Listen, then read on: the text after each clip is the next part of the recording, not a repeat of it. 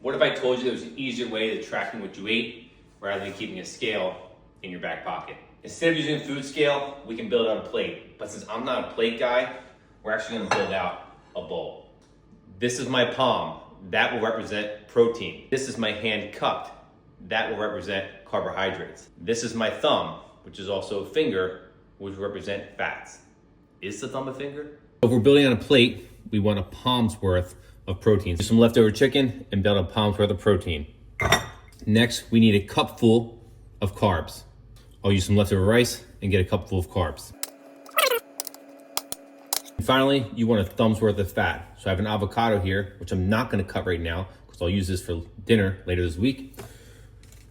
I'm gonna use some butter, which I actually would not eat with this, but we're just gonna use it. Whatever it's worth, a tablespoon of butter. This plate, a palm's worth of chicken is 20 to 30 grams of protein. A cup's worth of carbs, being rice, is 20 to 30 grams of carbs. A thumb or a tablespoon worth of fats is anywhere between 7 and 12 grams of fats. So if you don't have the luxury of using a food scale, you can always use your palm, your cup, or your thumb to make sure you have a perfect plate. Of course, you can always add some greens for health.